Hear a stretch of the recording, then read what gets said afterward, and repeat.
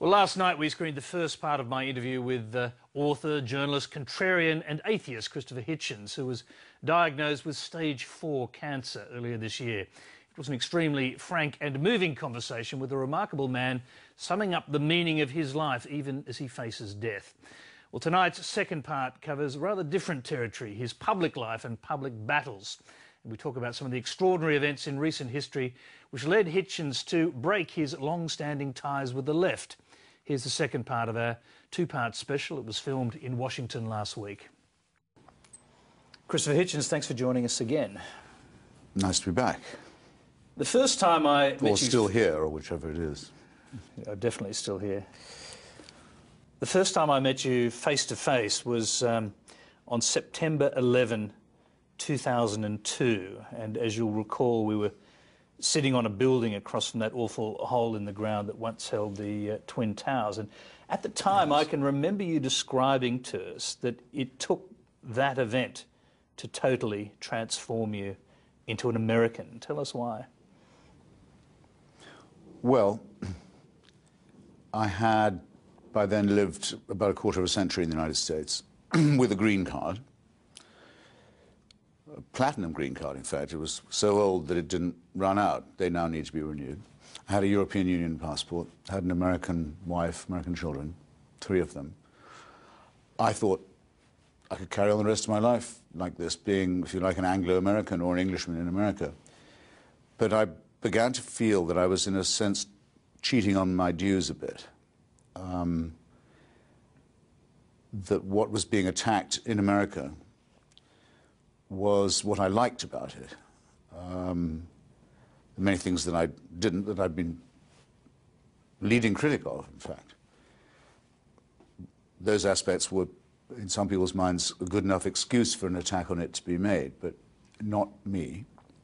I thought what is really being attacked here is the pluralism, the openness, in some ways the hedonism, if you like, the idea of the pursuit of happiness. All of these things, as well as my favorite city in all of the world, New York. I, if you like, took it personally, not ashamed to put it like that.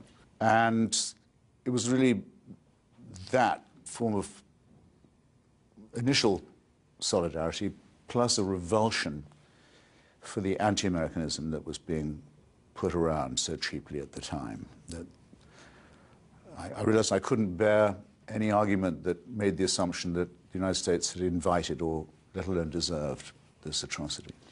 And I also realized that as well as involving the things that I like or love, it also very much conscripted in one thing all the things that I hate. Theocracy, cult of violence, anti-Jewish paranoia, worship of a leader, the supreme sheikh. All of this sort of hideous imagery, which I summarized in a column I wrote at the time as fascism with an Islamic face, which has contracted a bit into an expression I don't like, Islamofascism, for which I'm sometimes blamed. But if you can't say fascism with an Islamic face every time, so shorthands do occur. So I decided to take out the papers of citizenship. Let's talk briefly about that day, September 11, 2001. Yes. You described it very tellingly soon afterwards, if not on the day, as it being as if Charles Manson had been made God for a day. Mm. Yes, I remember thinking that as I watched this huge cloud of filth emerge from the wreckage. As the towers sank, up came this sort of billowing cloud of ordure and wreckage, and including the shredded remains of about 3,000 of my fellow creatures. This is a really evil-looking cloud, and there was a shot from a helicopter above Manhattan showing it sort of spreading on this really beautiful day all across the southern tip of my favorite island, and I thought, it's as if Charles Manson's giving orders today. Yeah. The other... That's how it felt. I think about it every day, still. take yourself back then to watching it, because one of the most terrific images, and I think you actually described this as one of the most horrific images that still remains in your head that you've ever seen, and that is the burning people falling, or jumping in fact, from the towers before they collapsed. Yes. Yes, hesitating between jumping to their deaths or being burned alive, and getting both, jumping while burning. And a terrible little shrill cry that was overheard on the streets of Greenwich Village by a school teacher who was trying to escort some children along the sidewalk, and one of them pointing and saying, "Look, teacher, the birds are on fire." A childish attempt to rationalize what was going on and make sense of it, or if you like to, wrong word in a way, but to humanize it. That stayed in my mind as well, still does. One of the more remarkable things that happened in the aftermath was the reaction of some on the left, and I'm sure this rather helped helped galvanise the transformation that you were already undergoing, and particularly from the reaction from people like Noam Chomsky. Tell us a little bit about that. Well, once I'd sorted out my various impressions of the day, which I had in common with everyone else, and which also included the realization that a friend of mine had just been flown into the walls of the Pentagon, I felt, with that additional horror, much as everyone else did, you had to go work through shock, rage, fear, not so much, oddly enough. I mean, I didn't feel I was frightened by it, but I was very powerfully shaken by it. And then I wasn't sure whether to trust myself with this, but actually I have to admit it, a sort of sense of exhilaration coming from, okay, it's everything I hate versus everything I love. It's a summons of a sort. It's, okay, now if you don't recognize this as a crisis, when would you recognize one? And then very soon succeeded by the realization, I'd by then been working for The Nation magazine as a columnist for the flagship journal of the American left for upwards of 2 decades.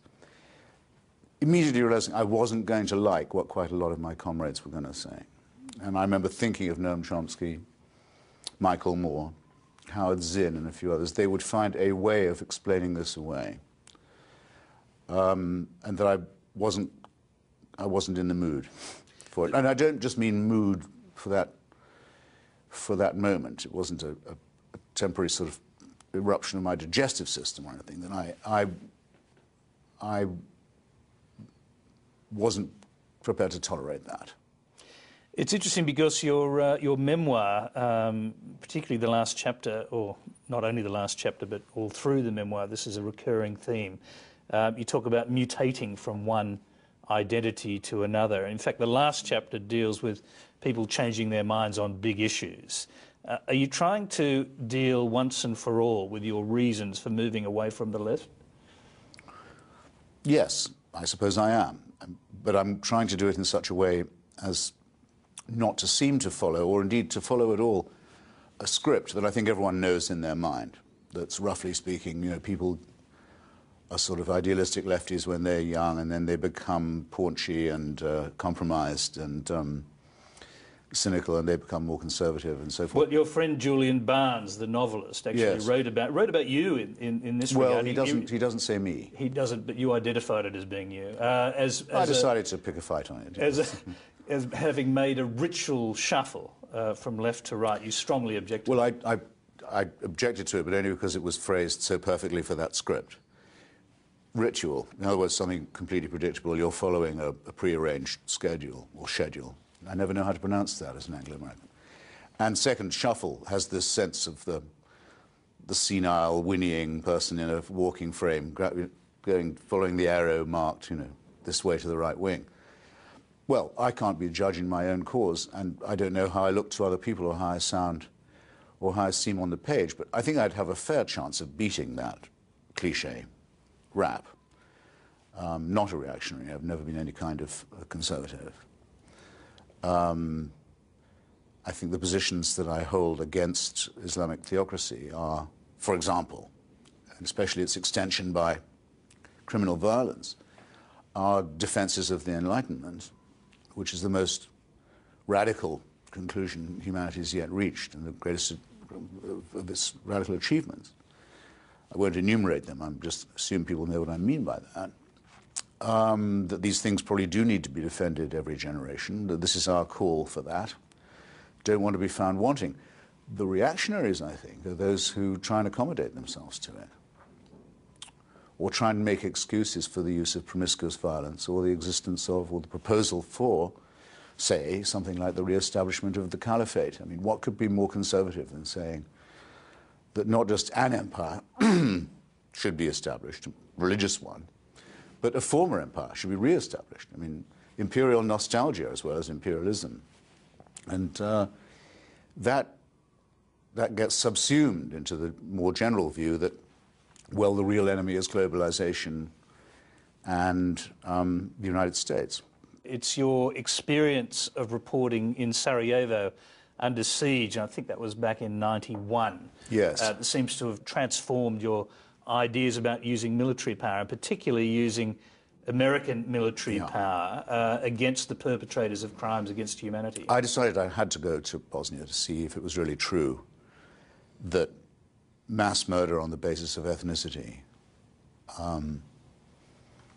was being employed as a tactic in Europe after the fall of the Berlin Wall, with NATO doing nothing about it, and the United Nations and the EU powerless to do a thing. Is this really happening? Can we actually be watching this as spectators?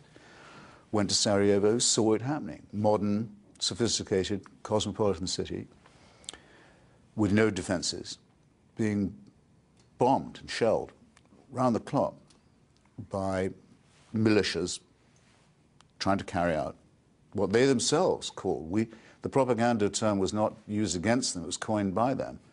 They said they were cleansing.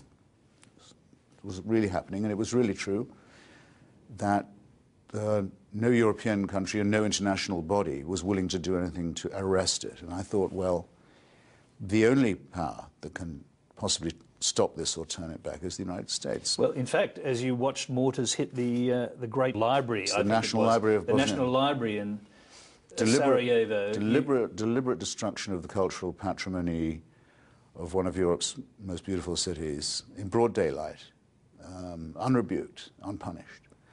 I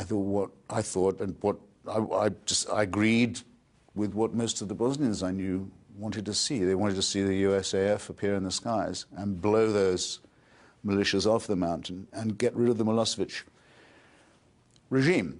And I should just add, because it's not a detail, in the end, we did win the argument. I came back to Washington and I joined the faction that was arguing for this intervention. We took a long time to persuade Clinton. I don't say we did it, but we were among those who tried.